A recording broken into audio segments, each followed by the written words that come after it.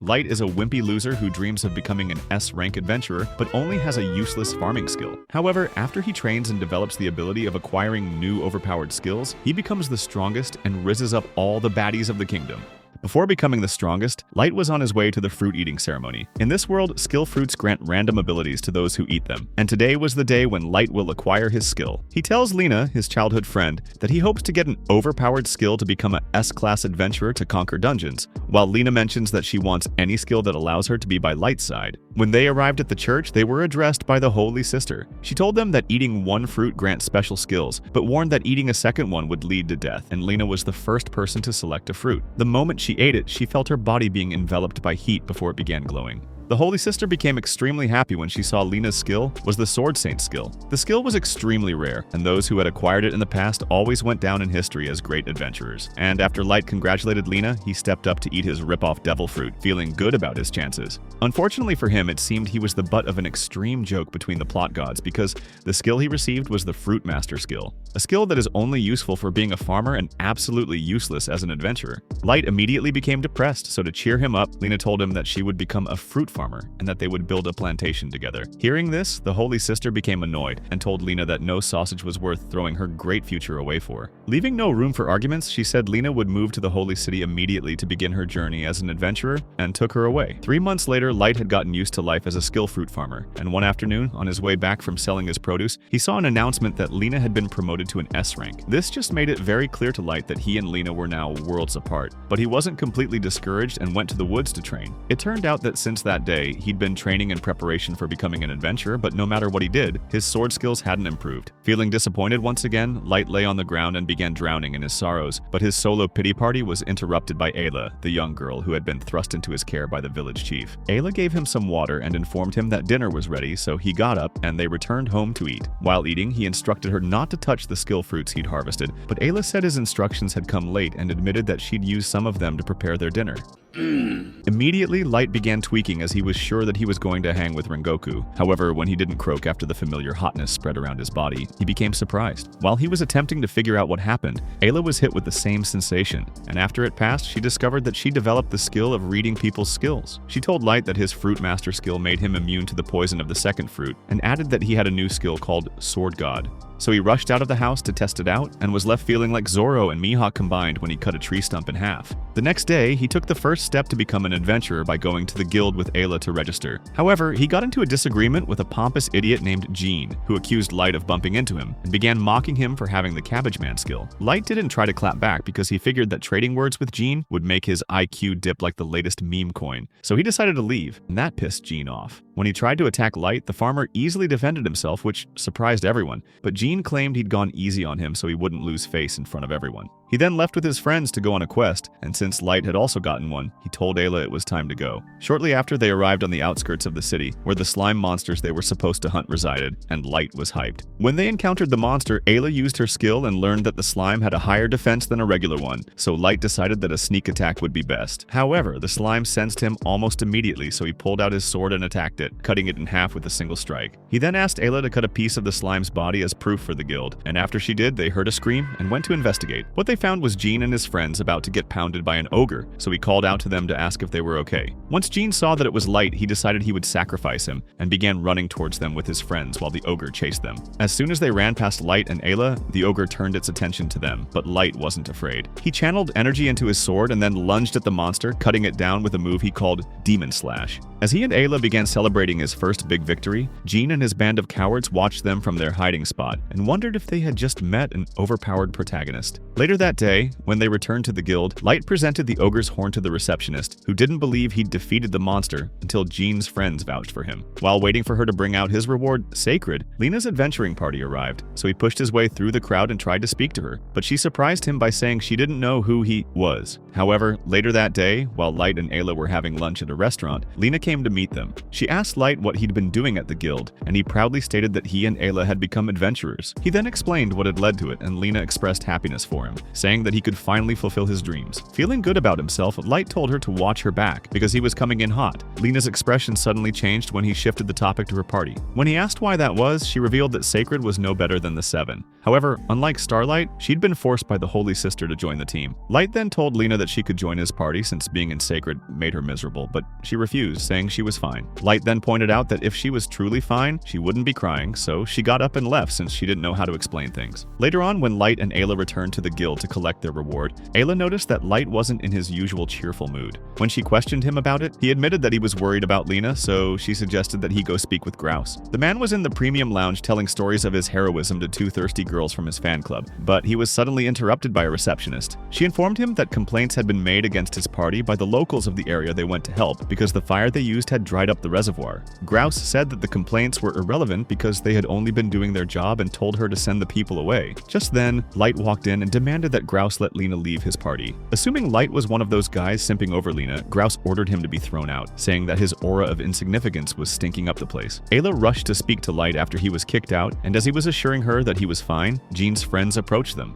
They advised Light to stay clear of Grouse because having beef with him would put Light on the Holy Sister's hit list, and he'd have a hard time making it as an adventurer in that country. Light and Ayla left after this, but Light stopped just outside the building and apologized to Ayla because he'd already made up his mind to challenge Grouse. The following day, Lena was in the lounge with her party members who were busy glazing and hyping each other up as though they were really all that. Eventually, she got tired of listening to them yap and told Grouse that she wanted to leave the party. Sarim asked why she wanted to do that when they were the best party around, and Lena answered that it was because they were more toxic than a Gojo stan and a One Piece fan fusion. When she tried to walk out of the room, Grouse used his skill, God Speed, to move as fast as Sonic and blocked her path. Pointing his sword at her, he asked how she could dare to defy him, so Lena tried to pull out her sword to defend herself. However, Grouse told her not to bother and reminded her that her skill couldn't be compared to his, so she let go of it. The next moment, he backhanded her to the floor and told her that pain came with glory, after which he tried to gaslight her into believing that without them, she was as insignificant as a side character. Later in the day, as they headed out on another quest, the people came out to cheer them on. But then Light suddenly blocked their path and challenged Grouse to a duel. His conditions were simple. If he won, he would take Lena away from Sacred, but if he lost, he would leave town and never set foot there again. Lena tried discouraging Light, but the boy was determined to be the one who saved her from a life of misery. Grouse happily accepted the challenge, so Ayla informed Light that Grouse's skill was the God Speed skill, and told him its advantages. To even things out, Light revealed his two skills to Grouse, but as expected, Grouse didn't believe him and attacked. Light managed to defend himself, but couldn't retaliate and was stuck defending until Grouse pushed him back and broke his sword. Lena immediately became worried, but he told her not to be, and when she saw how sure he was about himself, she moved to stand at his side. Ayla also did the same thing, and they encouraged him to show Grouse who his daddy was. Seeing as his sword was broken, Light borrowed a sweeping brush from one of the spectators, and when he pointed it at Grouse, the guy became pissed. He asked Light if he thought they were there to cosplay as Cinderella, and Light assured him that he was dead serious as he channeled energy into the brush. Grouse then charged at him, but to everyone's surprise, Light gave him a good beating with his brush before turning to the other party members and threatening them to stay away from Lena. Overjoyed and finally free, Lena happily agreed to join Light's party when he extended the invitation again. After that, Light and Ayla moved in with Lena, and a week later, while they were having breakfast, someone named Noah came to inform Lena that the Holy Sister wanted to see her. Lena told Noah that she wasn't going, so he warned her that there would be consequences, and they left. The following day, Lena learned that one of those consequences was that she could only get low-level jobs at the guild, and while Light felt bad about it, the girl didn't seem to care. She went about doing her job with a smile, and at the end of the day, when they collected their merger rewards, she apologized to Light and Ayla. She told them it was her fault that they weren't experiencing the true joys of being adventurers, but Light told her not to worry about it, as he was sure that things would change eventually. Following this, he informed the girls that henceforth, their party would be known as Luxuria. Meanwhile, at the church, the Holy Sister informed Noah that she'd arranged with the guild to give Light's party a high-ranking quest. Noah pointed out that the quest was many for S ranks and said that only Lena would survive it, but the Holy Sister said it didn't matter. Days later, when Light and the girls arrived at the guild, they were informed about the job by the receptionist. When Lena inquired about the details, she told them that 2 months ago, an adventuring party had disappeared while they were on a quest to conduct a monster density survey in the mountains. The adventurers, all of whom were A and B ranks who were sent to find them, also disappeared, and so far, the number had climbed to 18. Among them were Bork and Shara, two adventurers who took Lena under their wing when she first came to the city. The receptionist said the only thing they knew was that all the adventurers visited the manor of the former Count of Montes, which was up in the mountains. Their job was to investigate the manor and find clues to the whereabouts of the missing adventurers. Lena asked why the job was being given to their party when parties with higher ranks had failed to return, and the receptionist told her that it was the decision of the higher-ups. This made Lena suspect that something was up, so she tried to dissuade Light from accepting it, but the boy was too hyped up to refuse. He wanted a chance to show off his new skill, so Lena had no choice but to agree to his decision. The receptionist asked if Alia would accompany them on the quest, and Light said that she would, explaining that even though she was young, she had a skill. Hours later, they arrived at the outskirts of the manor, but to get into the premises, they had to scale the side of the mountain, and that was how Ayla almost fell to her death. Light caught her, however, their combined weight was too much for her scrawny arms to bear, so she lost her grip. As they fell, Light used a wind strike to slow their descent, and when they landed safely, he breathed a sigh of relief. The girls told him it was too early for that, and drew his attention to the fact that the fog was hiding monsters.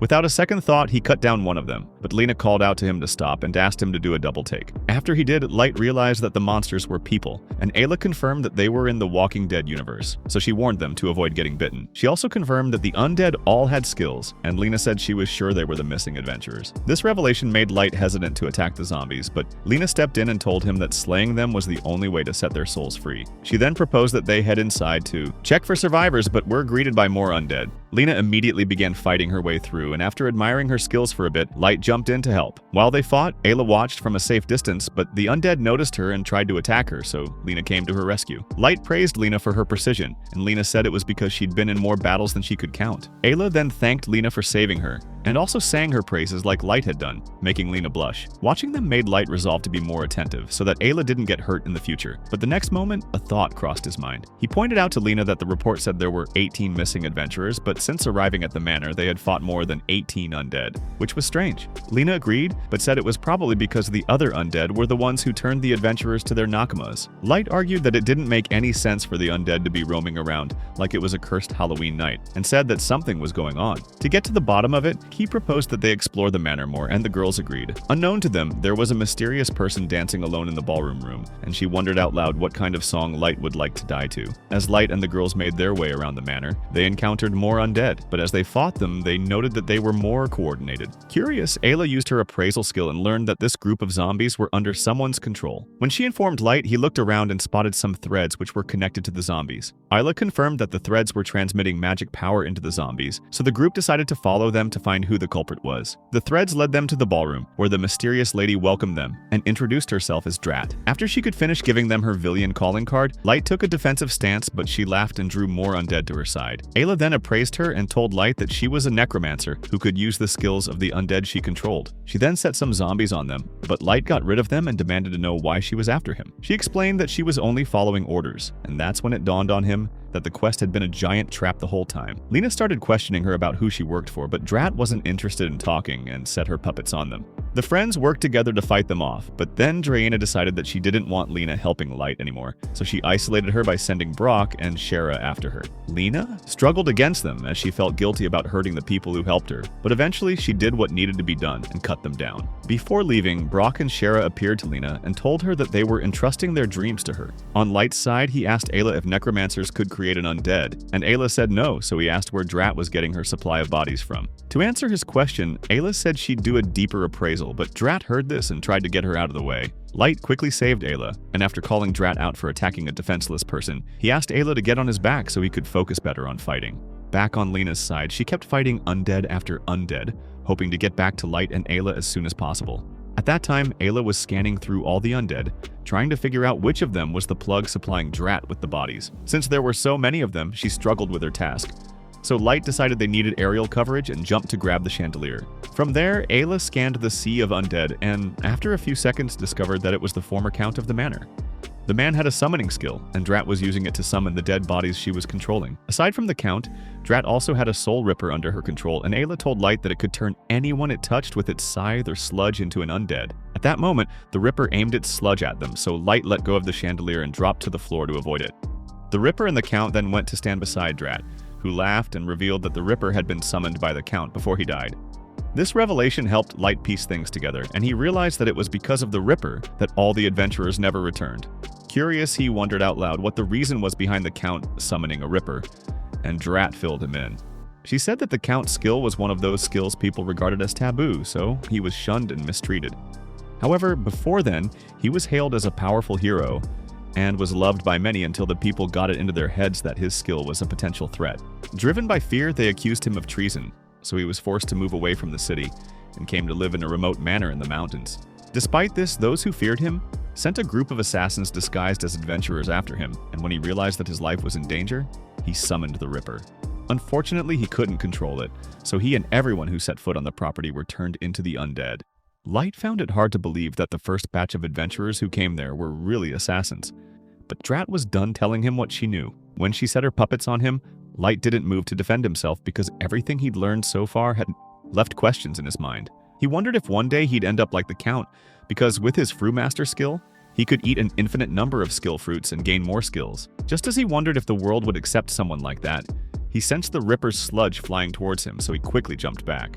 Noticing that he was still zoning out, Ayla called out to him, so he snapped out of his mind and focused on the task at hand. As he began cutting the undead that came his way, he asked Ayla if Drat was still controlling their movements, and she confirmed it. However, she pointed out that the ones she was controlling could not repeat the same attack until she changed the command.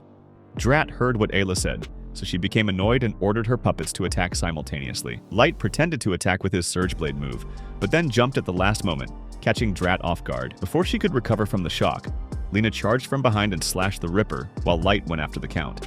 As he began disintegrating, Drat activated her powers, forcing the Count to summon another monster. The lucky winner was the Wicked Dragon, which every adventurer, including S-rank adventurers, avoided mainly because it was very powerful and resistant to slashing attacks.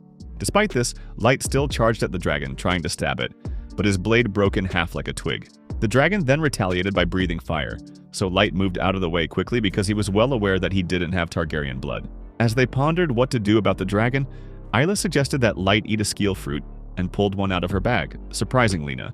They were all so focused on this that they didn't notice when Drat, who had been smacked down by the dragon, finally lost consciousness and was taken away by a person in a cloak and mask. Lena didn't agree with Ayla's idea, but Light assured her that he would be fine, explaining that he was immune to the fruit's poison. Still, Lena refused and said there wasn't a guarantee that the skill he would receive would be useful. Light agreed that she was right, but said he still had to give it a shot, and ate the fruit, earning himself the skill of bug resistance. Lena then engaged the dragon, but when Light saw that she was struggling, he ate the remaining 2 fruits at the same time, earning 2 more useless skills: Cat Charmer and Weapon Boasting. The second skill would have been useful if he hadn't broken his sword. Out of desperation, he ate another fruit and gained the Sleep Pixie skill, which allowed him to put any creature to sleep, using the scales from his pixie. Thinking he'd hit the jackpot, he tried to put the dragon to sleep using the pixie, but it started rampaging, so it could remain awake. When the manor began falling apart, they moved back to avoid getting hit by stones, and Light noticed that his pixie wasn't doing its work again. He asked Ayla why that was, and she explained that the pixie had to be at a certain distance from its target to get its job done, so Light devised a plan. He used his weapon boasting skill to strengthen the longer half of his sword and aimed it at the ceiling, causing it to fall. He then began using the falling debris as a staircase to reach the dragon, and once he did, his pixie sprinkled more scales on the dragon, knocking it out immediately. Following this, Lena grabbed the dragon's scale as proof for the guild, and then the trio ran out of the manor before it collapsed completely. After taking several deep breaths and confirming that everyone was okay, they got on their horses and rode back to the city. However, when they arrived at the city gates, Light fainted. Meanwhile, Drat was dropped off at the Holy Sister's office by her mystery savior, and as he turned to leave, the Holy Sister asked what his impression of Light was. He said that Light had potential, however, he didn't consider him a threat to their organization because it was luck that helped him defeat the dragon. After he left, the sister used her magic mirror to observe Light, and said she was surprised that he was the a priori, and wondered how powerful he was. 2 days later, after Lena and Ayla served Light his breakfast, they informed him that they were going to the guild because they had been summoned to give their report on the manor incident. Light told them he would accompany them, but they refused and told him he still needed to rest. Later that day, after they arrived at the guild, they were told they would have to wait for the higher-ups to finish their meeting. They were also informed that Ayla couldn't join Lena in the conference room because she wasn't a registered adventurer. Hearing this, Lena asked for a form so that Ayla could register, and the receptionist gave it to them. But the adventurers present began whispering amongst themselves, saying that Lena was violating the Labor Act. Their words made Ayla feel bad, but Lena told her to ignore the nosy busybodies and said she'd take her shopping to pass the time. They first went to get some ice cream after leaving the guild, and then Ayla insisted they visit a shop where they bought a diamond. Their last stop was a clothing store where the shopkeeper made Lena try on outfits which Lena disliked as they were all too revealing and she wasn't about the fan service life. When the woman finally stopped dressing her up like her personal doll, she explained that they had come looking for an outfit for Ayla. Turning her attention to Ayla, the woman asked what kind of outfit she wanted, but Ayla was hesitant, so Lena gave her a little pep talk. As soon as she finished, Ayla told the woman that she wanted an outfit which was similar to the one Lena wore so they could twin. A few hours later, Lena and Ayla returned to the guild, completed Ayla's registration, and as they headed to the conference room, Lena made a mental note to find information about Drat. When they arrived, she dropped her sword at the door, and after she and Ayla were frisked for concealed weapons, they were let in. The receptionist then introduced them to the guild leaders, otherwise known as the Four Bureaus. There was Flower Hat, the head of investigations, Gravekeeper, the head of finance, Tigerbeard, the head of security, and the Holy Sister, who was the head of inspection. She asked about Lena's well-being, acting as though she wasn't the one who sent her on a life-threatening mission, and Lena answered as politely as she could without sounding like she hated her. Their interaction confused Ayla, so after the receptionist told her that the Holy Sister was the top dog at the guild, she decided to find out what her skill was. However, no matter what she did, the woman's skill didn't pop up, and that left her even more curious. Addressing Lena, the Holy Sister asked her to give them her report on the incident, but Lena answered that she would only do so after they provided her with information about Drat. The bureaus told her that they didn't know anyone by that name, but Flower Hat offered to use her skill to search the Grand Library's records to see if anything would pop up. Gravekeeper said she couldn't do that without all four of the bureaus agreeing to it, and the Holy Sister said that wasn't the reason they were in that meeting. Agreeing with her, Flower Hat informed Lena that the dragon was no longer at the manor, and it hadn't left any clues with which they could use to track it down. Lena then presented the scale she'd swiped before the manor collapsed, and Flower Hat rushed down from her seat to check it out. She was very excited to see the rare item, but Lena said she'd only give it to her if they granted her request to find out who Drat was. Everyone in the room was shocked by Lena's audacity, but Flower Hat didn't care and managed to convince the other bureaus to agree. When she used her Scholar's Eye skill to search through the records, she found that Drat had received her skill 12 years ago in the city of Athena. Coincidentally, her appraising officer was the Holy Sister, but of course, the scheming woman claimed that so many years had passed that she could not recall who Drat was. Lena knew she was capping harder than Pinocchio, but decided not to push the issue until she had proof. The next moment, the Holy Sister announced that all records of Luxeria would be removed from the guild. Shocked and confused, Lena questioned why, and the Holy Sister revealed that Grouse had filed a complaint against Light, claiming that he'd poached Lena from Sacred by using violence. Before Lena could defend Light, the idiot came waltzing into the room like he owned the place and announced that he'd come to get praised for defeating the wicked dragon. However, when he noticed the mood in the room wasn't one of joy, he asked what had happened. The Holy Sister repeated what she'd said moments before he walked in, and he asked what power she had to do that. The receptionist explained that as the head of the inspection bureau, she had every right, so Light told the Holy Sister to go ahead. He said that erasing their records wouldn't stop them from being a party, and the woman became amused. Out of curiosity, she used her skill to check Light and was so shocked that she offered them a plea deal. She said that if they completed an S-rank quest, she would reconsider her decision. But this raised flags in Lena's mind. She asked the Holy Sister why she had changed her mind, and she claimed it was because she was moved by Light's resolve. After the meeting, they were given the quest details, and Lena warned Light to be careful, as she was sure the sister was up to something. Ayla then told them about how she couldn't see the Holy Sister's skill, and while Lena was surprised, Light brushed it aside, saying they needed to prepare for the quest. Just then, Gravekeeper approached them and told Light that he would be fined for bringing a weapon into the conference room. Light showed him his broken sword and told him that it didn't count as a weapon because it was broken, which the Gravekeeper agreed with. However, he said Light would still pay a fine for damaging guild property since he'd borrowed the sword from the guild. At the reception, Light returned the broken sword and was told by the receptionist that he couldn't borrow weapons again due to his breaking two already, and was advised to find a blacksmith to make him a custom sword. After they left the guild, Lena bid them farewell, saying she was going to Athena to find out more about Drat. Left alone, the duo went to the tradesman district in search of a blacksmith, but were directed to the Bolst workshop after learning that those loyal to the Holy Sister wouldn't help them. On their way there, they got involved with a red-haired girl named Monica, who was cornered in an alley by some thugs. Light played the part of the hero by knocking one of the thugs out with the hilt of his broken sword, scaring the other two so much that they picked up their friend and skedaddled. Monica thanked Light for saving her, and after they did their introductions, Monica invited them to see her workshop, but Light turned down her invitation. He explained that they were on their way to the Bolst workshop, and Monica revealed that she worked there, so they happily went with her.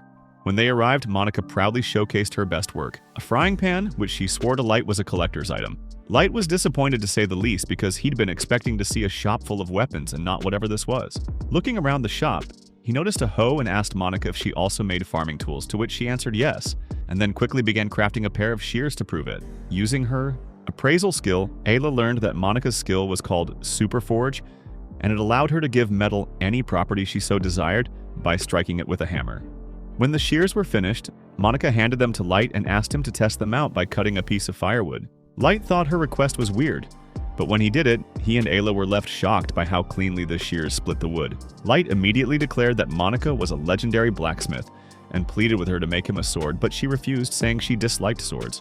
Confused, Light asked why the Tradesman's Guild sent him there when she didn't make weapons. So she revealed that the shop he was looking for was the one across from hers. After she took them there, Light learned that the shop belonged to Evil, Monica's father, with whom she didn't get along. She argued with him soon after they arrived and then stormed out without looking back. Uninterested in their family feud, Light didn't question Evil and simply asked him to make him a sword. Evil said he couldn't do that because they were fully booked for the rest of the year, so Lyda and Ayla left the shop. However, before they moved far, Kane, one of Evil's apprentices, came after them, and Setsu was surprised he knew his name because he never mentioned it while in Evil's workshop. Kane explained that he'd been present on the day Light schooled Grouse, and ever since then he'd been his fan.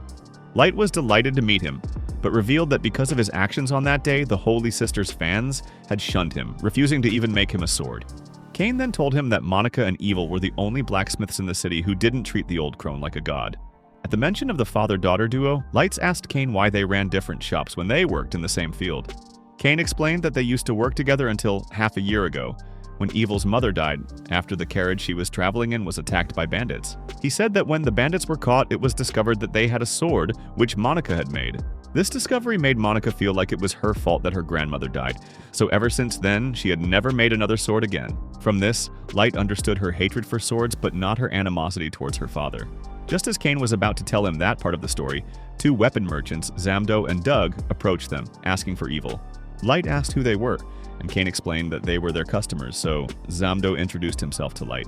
As he was trying to figure out where he'd seen Light before, Evil came out of his workshop and asked Zamdo why he'd come. Zamdo said they came to place additional orders, which needed to be fulfilled weekly.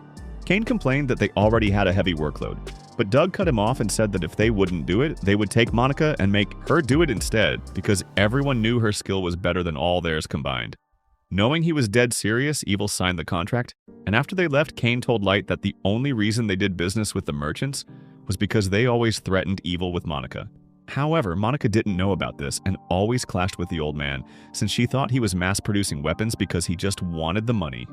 Evil asked Light not to tell Monica about the deal with Zamdo, and Light assured him that his lips were sealed.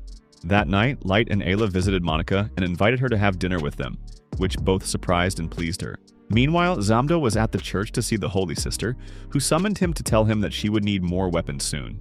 Zamdo assured her that everything was on track, and that the weapons she'd requested would be delivered soon.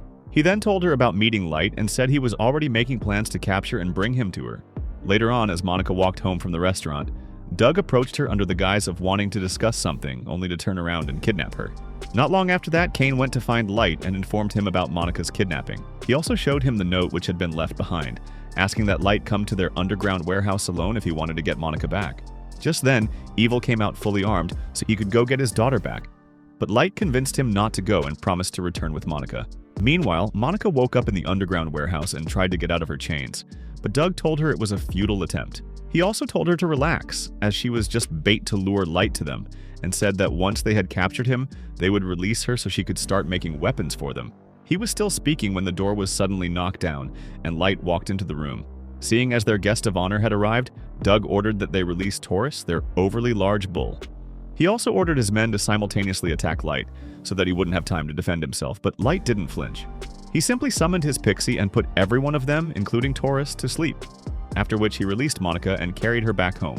Monica was asleep by the time they arrived because she'd also inhaled the pixie scales, so Evil thanked him for bringing his daughter home. Later on, Evil apologized to Light for dragging him into their mess, but Light revealed that he was the real target and not Monica. Evil then informed him that, effective immediately, he was cutting all ties with Zamdo and his merchant group, even though it would be a huge loss for them. At that moment, Monica came rushing down the stairs to specifically ask Evil if he would stop making weapons altogether.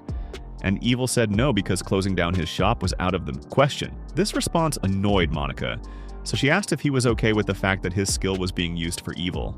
Suddenly, she felt weak, so her mother said it was time she returned to her bed, and Evil invited Light and Ayla to spend the night at their place because it was late. After putting Ayla to bed, Light joined Monica outside, and when he noticed she had a small knife, he questioned why. Monica answered that it was the first weapon she ever crafted, and told him how her usually stoic father had praised her when he saw it. Light asked if her decision to become a blacksmith had been influenced by her father, and she answered yes, explaining that he'd taught her all sorts of things and she'd grown up watching him grow his workshop into what it was now. Hearing how she spoke of her father with admiration pushed Light to ask if she would reconcile with Evil, but she dodged the question. Instead, she talked about how she'd always believed being a blacksmith was about receiving praises and making people happy while making some cool cash. However, after her grandmother's accident, she realized there was more to it, and that's when she decided to stop making swords. She told Light that she couldn't stay in the workshop anymore because he was doing things which promoted evil. She then asked if he'd unalived a person before, and he answered that he had, but clarified it was people who became undead. He said he'd been at a loss when he discovered what he'd done, but when he realized that his hesitation could put his girls in danger, he snapped out of it and did what was necessary. This made Monica ask if he used his sword for good, and he told her that their concepts of good were very different. Curious, he asked if she thought it was good of him to cut down his enemies as an adventurer, and she honestly responded that she didn't know anymore. What she did know was that it was always a good thing to see people working to achieve their goals. Meanwhile, at Zamdo's warehouse, Sleeping Beauty, better known as Doug, finally woke up to find himself in chains and Zamdo watching him. He asked Zamdo why he'd chained him up, and the merchant boss told him that he was already chained up when he arrived. This made Doug curse Light out, but Zamdo cut him off and said they weren't going to take Light's humiliation, and announced that they would move out in the morning to reclaim their honor. A few hours later, Ayla went to wake Light for breakfast, and when they got to the dining room, he saw that everyone else wasn't there. The lady of the house explained that they had eaten and were already in the workshop, and Ayla said he couldn't relate because he liked to sleep. Light then tried to pull out a chair, but the little boy there stopped him, saying he couldn't sit there because it belonged to Monica. Evil's wife apologized and explained that ever since Monica moved out, they had kept her space at the table, hoping that she would one day return. Light asked where Monica was at the moment, and she answered that she was in her room before asking him to take her some food. Light and Ayla found Monica in the garden later on and told her that they had been searching for her to give her some food. The girl explained that she'd thought to help out since she had caused everyone to worry the day before. Since she refused to set foot in the workshop, tending the garden was her best option, but she could see that they would have a poor harvest. Light asked her to let him check the plants, and the next moment, he used his skill to grow the plant, shocking Monica.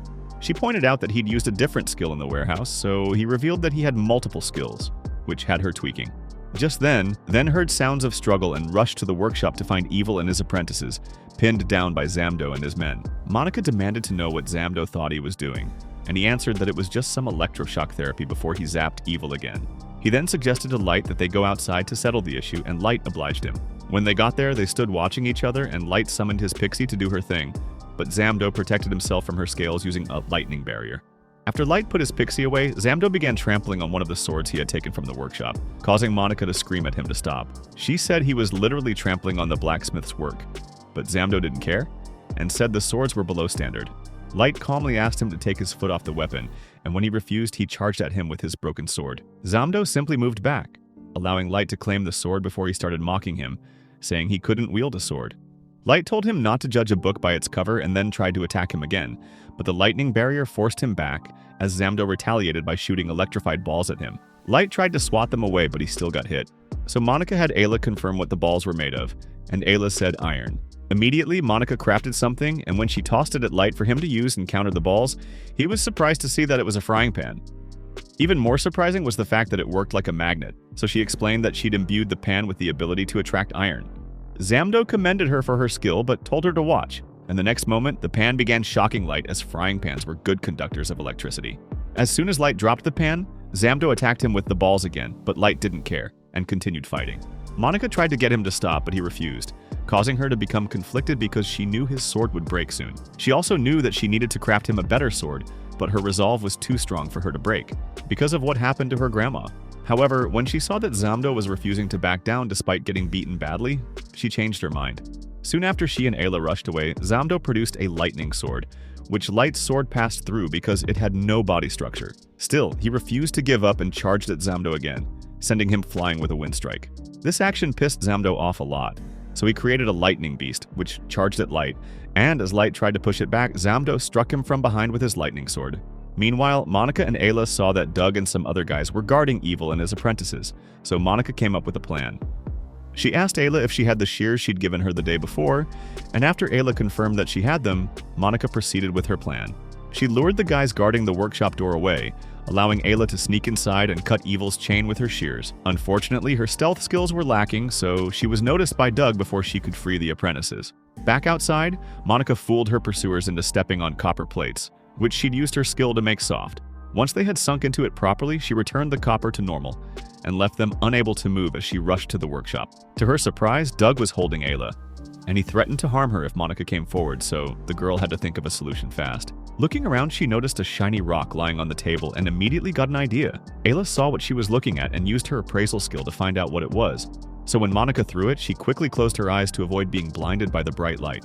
Evil and his boys then tackled Doug to the ground, and as they tied him up, Monica commended Ayla for her reaction speed. The rock Monica had thrown was known as a flash stone, and it always shone bright when it was struck. If Aula didn't have her skill, she wouldn't have known what it was, and would have gotten caught in the crossfire. Once Doug was tied up nicely, Monica requested permission from Evil to use his workshop to craft a sword for Light, and he told her to do as she pleased. Just as he offered to lend her a hand, the rest of Zamdo's men began banging on the workshop door, trying to get in, but the apprentices refused to let them in. Evil then told his boys that it was time they showed those merchants the real power of blacksmiths, and the boys cheered. Since everyone was hyped up, they wasted no time and began the process to help Monica craft Light's sword. Monica couldn't help but be reminded of when she was younger and was always watching her father work. But Evil told her it wasn't the time to be nostalgic. Monica agreed that her father was right, but she still froze when it was time for her to begin the actual process of making the sword. Eventually, she pushed past her fear and doubt and began crafting the sword, keeping in mind that it was for Light, who was risking his life to protect her family. As Evil watched her work, he had a brief proud dad moment and commended Monica. Soon the sword was finished, but as they stood admiring it, they heard sounds coming from outside, so they decided it was go time. Evil kicked the door open from the inside, sending Zamdo's goons flying, and when they came out, Monica was shocked to see the state Light was in. Immediately, she threw the sword towards him and told him to use it, but Zamdo said it was no use because Light had already lost. The next moment, Light grabbed the hilt of the sword, and after pulling himself to a kneeling position, he told Ayla to toss him a skill fruit. Ayla did as he asked, but the fruit flew over Light's head and landed at Zamdo's feet, so he picked it up and asked Light if he was that desperate to kick the bucket. He reminded him of what eating a second skill fruit did to a person, and said it would be better if he surrendered instead of falling into desperation. Light refused, saying he wasn't going to lose to a walking electricity pole, and that was when Zamdo lost it. He tackled Light to the ground, and after he stuffed the skill fruit into his mouth, he told him he had 3 options. He could either bite the fruit and die, refuse to bite and suffocate, or tap the ground and admit defeat so that he would remove it. To his surprise, Light bit the fruit, and the next moment, they were engulfed by flames before Light kicked Zamdo away. Zamdo demanded to know how Lot had done it, and he answered that it was plot amour, something Zamdo couldn't relate to. He admitted that he'd expected Zamdo to pull the dirty trick with the fruit, and that's when Zamdo realized he'd been played. Ignoring him, Light asked Ayla what his new skill was, and she told him it was Torch Flame, a skill which allowed its user to light their hands or anything they touched with fire. Zamdo was slightly impressed with Light, and wondered if his insane skill was the reason the Holy Sister was so interested in him. However, he decided to go rogue and destroy Light instead of taking him alive to the Holy Sister like she'd requested. When he created his lightning monster again, Light enveloped his sword with fire and easily destroyed Zamdo's pet. This action earned him Zamdo's recognition, and both parties decided to take things up a notch. As they buzzed with power, Doug and some of Zamdo's boys rushed towards them and told Zamdo they would assist him, but he told them to stand back. Apparently, he wasn't the type of bad guy who likes to cheat his way to victory, and Light commended him for having an ounce of honor.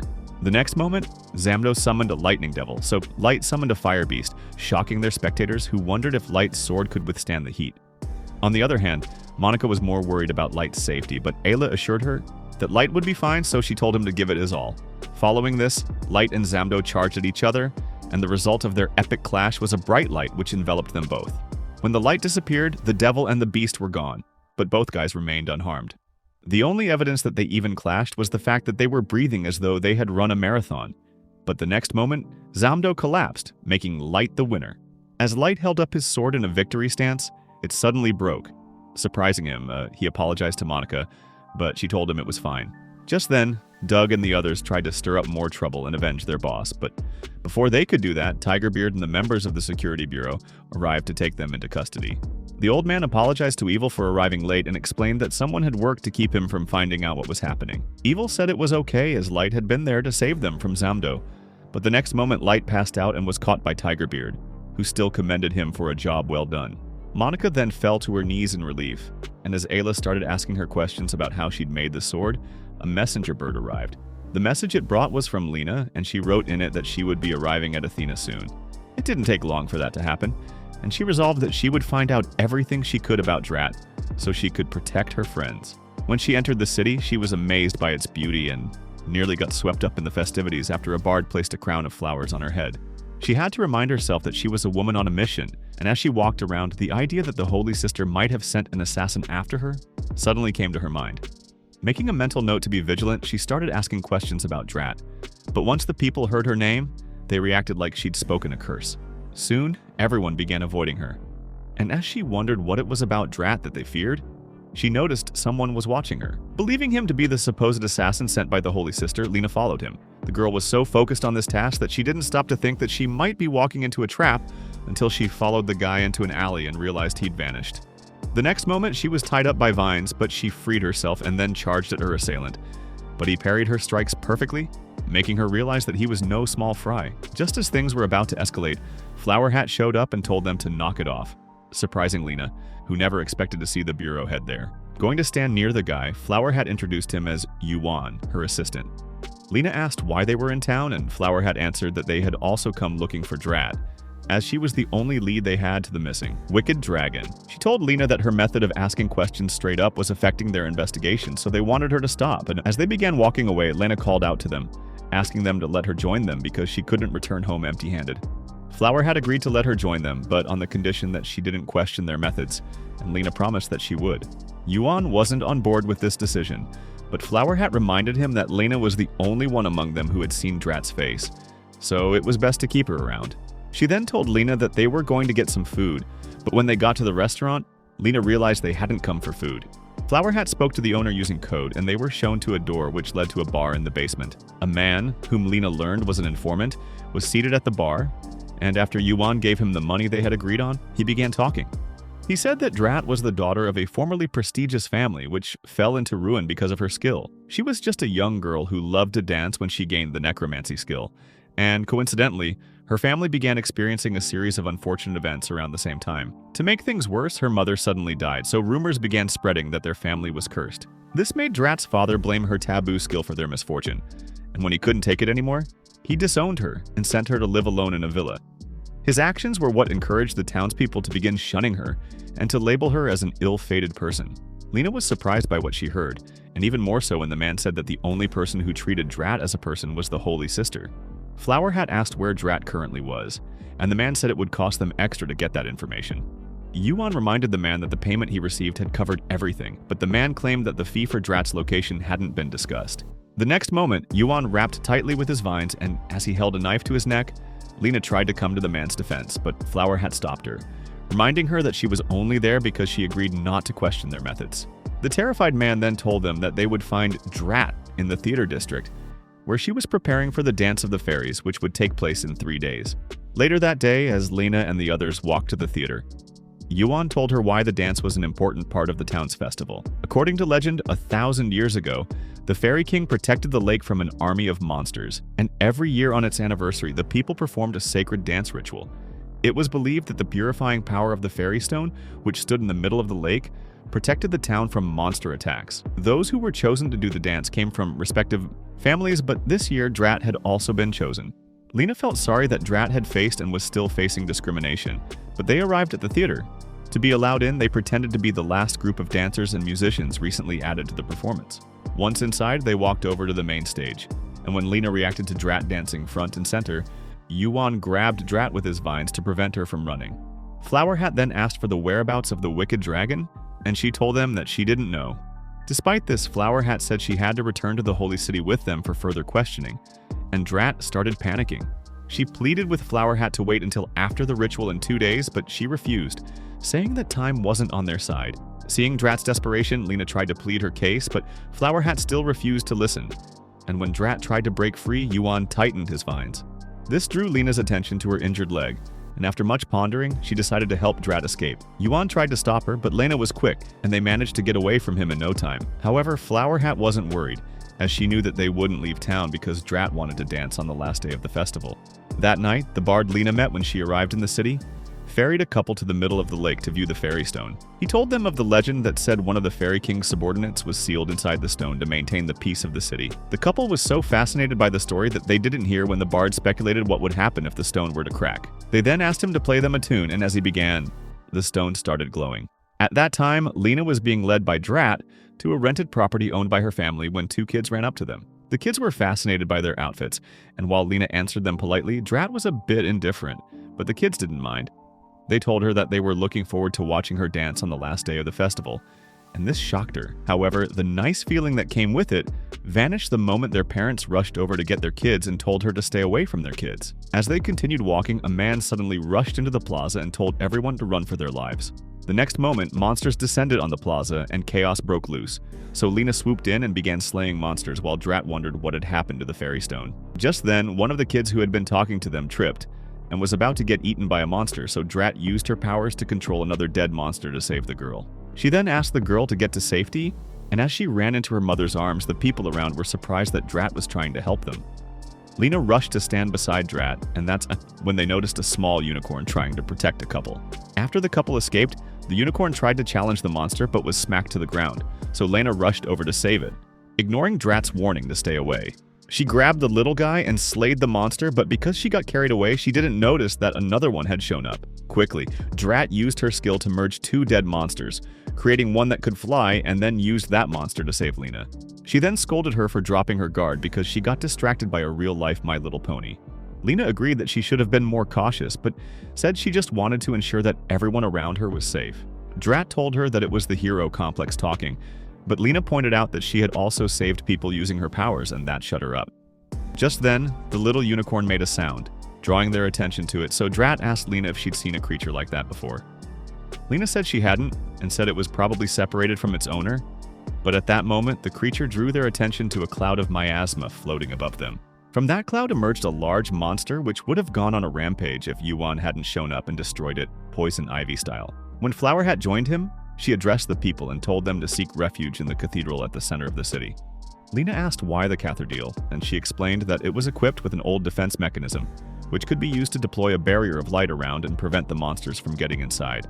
She then took them to the waterfront and informed them that their destination was the Fairy Stone, which was where all the miasma was gathering.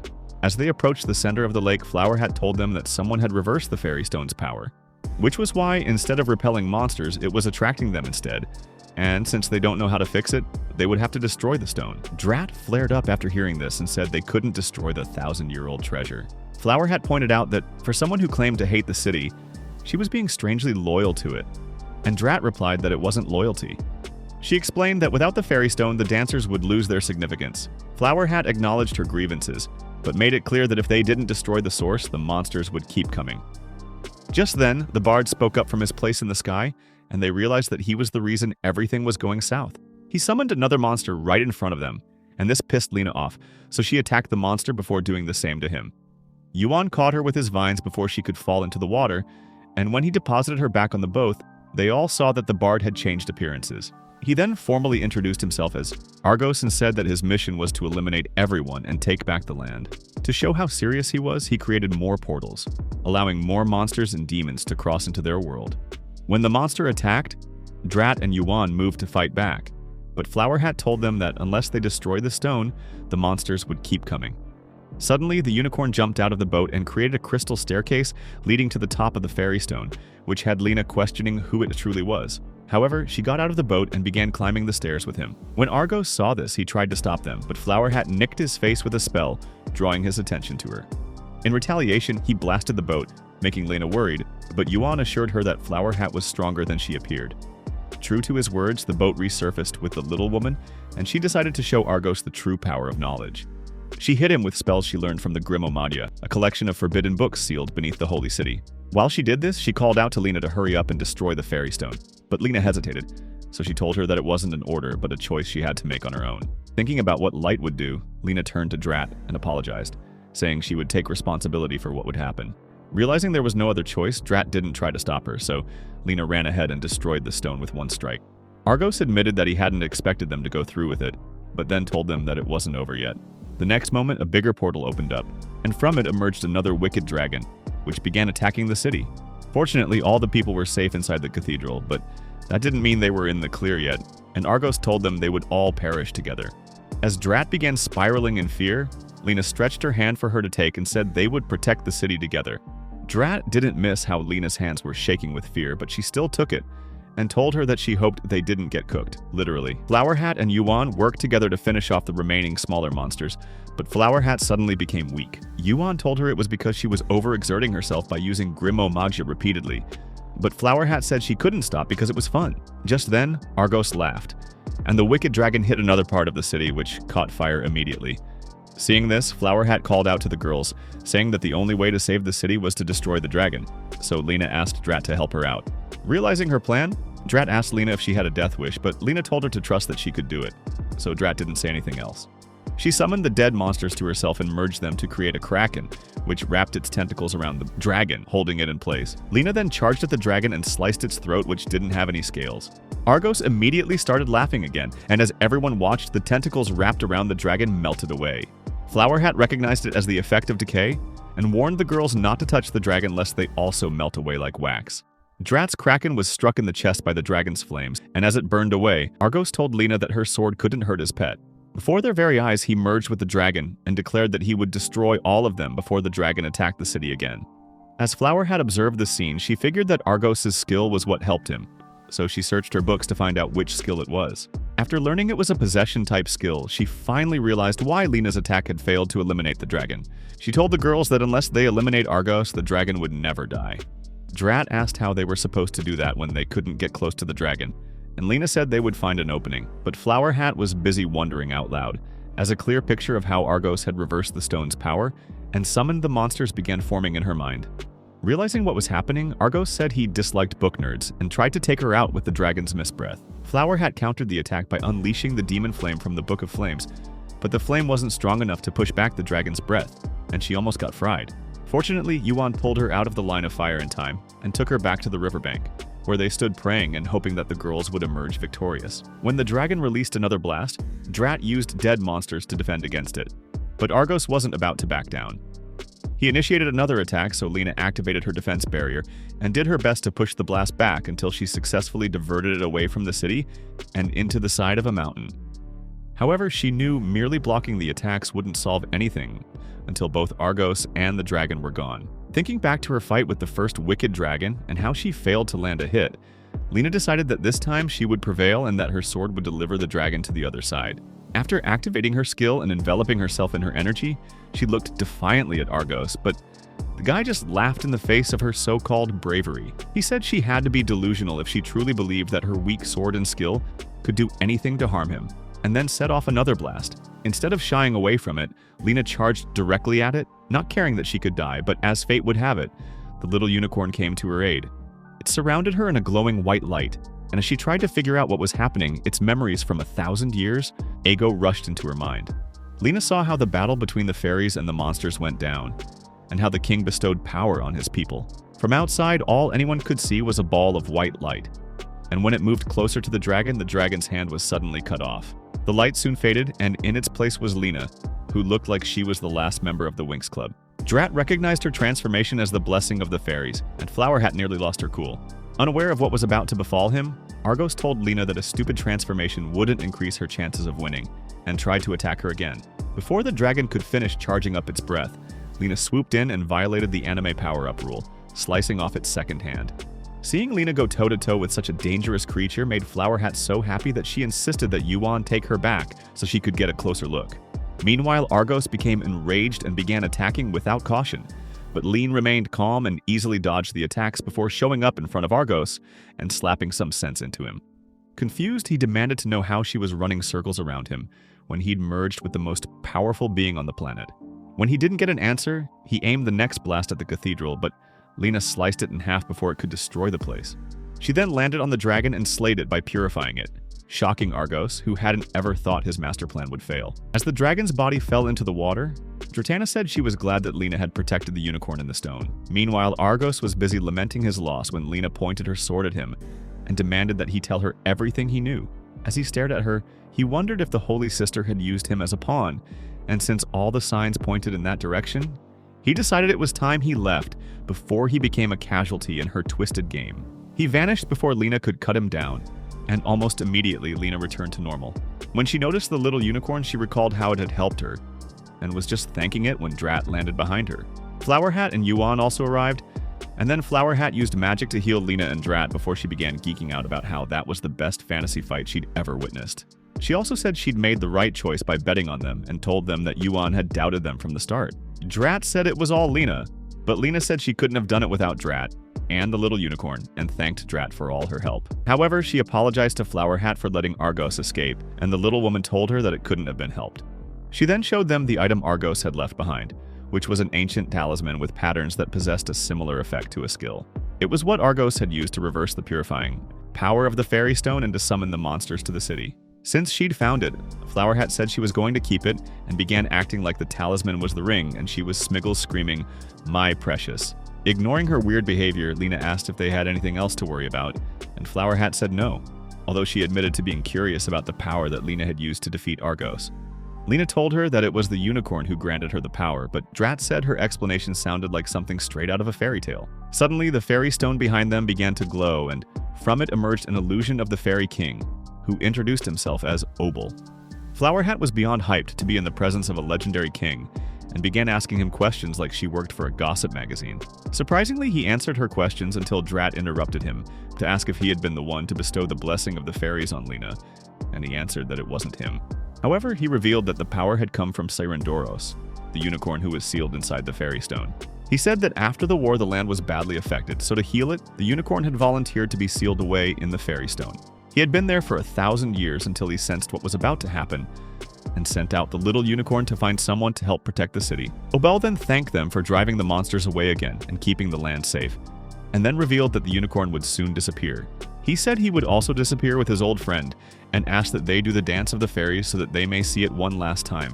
Drat agreed to do it and told a shocked Lena that she would join her to dance. As they began preparing, the people in the cathedral noticed them and gathered around the balcony to watch them. Lena pleaded with Drat not to force her to dance, but Drat told her to quit her whining and follow her lead. When they began, the musicians started playing the tune after recognizing the importance of the girls dancing, even though the festival wasn't over. Despite her earlier restrictions, Lena danced beautifully, but after a while she left the stage and told Drat that she also wanted to watch her dance, turning the dance into a solo. Drat danced with everything she had, and as the dance neared the end, Sirendoros disappeared. When she finished, Obel thanked her for granting his request, and Obel said that even though Sirendoros was gone, his memories and spirit lived on in the little unicorn. He asked Lena to take it with her and show it to the new world so that it can live freely, adding that the wings and sword had become her power. Lena happily agreed but said that it needed a new name if it was going to live a new life, and named it Siren. Seeing as everything had been settled, Obel disappeared, and the next moment, Lena fainted from exhaustion. When she woke again, it was in the evening of the next day, and Siren was with her.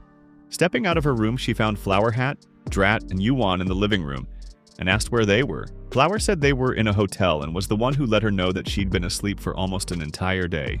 A city official was also present, and he thanked Lena for saving their city, and also said that the Holy Sister had provided them with weapons to use and defend the city in case of future attacks since the fairy stone was gone. Hearing this, everyone except Drat became suspicious, and after the man left, Flower Hat said items shipped from the Holy City couldn't reach Athena in just a day unless they had been shipped days before the incident. She suspected that the Holy Sister had a hand in what happened, but Drat disagreed, so she asked if any of them knew what the Holy Sister's skill was. Lena said it was an appraisal skill, but Flower Hat said it wasn't, and revealed that the Holy Sister's power was actually related to precognition. Lena and Drat were in disbelief and tried to argue that she had used appraisal to determine their skills, but Flower Hat told them it wasn't so. She said that the sister had most likely seen their futures and guessed their skills, and pointed out how strange it was that they had been at the center of all the recent incidents. Drat tried defending the Holy Sister, but Flower Hat cut her off and asked how long she planned to sit in the dark, and pretend that the truth wasn't the truth. As Drat pondered her words, Flower Hat informed them that she wanted to take them along with her for her next investigation, and Lena said she would join her. Drat made it clear that she wasn't going to betray the Holy Sister, but agreed to go with them because she wanted answers. Following this, Lena said she wanted to get a message across to Light and Ayla, so Flower Hat sent a firefly crab to Light's location. It worked like a phone, so they were able to talk in real time. And Lena informed them that she wouldn't be coming home soon, as she still had some things to take care of, and Light told her to take her time. He assured her that they would be fine, and said they would handle the quest the Holy Sister had given them. After a few words of encouragement, they all agreed that they would link up again when the time was right. That night, the Holy Sister told Noah that things in Athena went according to plan, and said that the next target was the Formido Woods. However, they needed to get rid of Light sooner rather than later. Noah asked if it was because he would get in the way of her fate-disrupting plan, and she told him never to repeat those words outside that room. The following day, Monica gave Light his new sword and a new coat, so he thanked her and everyone else for all their help. When it was time for him and Ayla to leave, they learned that Monica wanted to come with them. She said she wanted to make a better sword for him, but couldn't do that if she didn't get to observe more of his fights. So Light agreed to her tagging along and they took their leave. Do you think the Holy Sister's plan, whatever it is, would prevail or would Light ruin it? If you enjoyed this video, let us know by commenting more. Also, check this next video.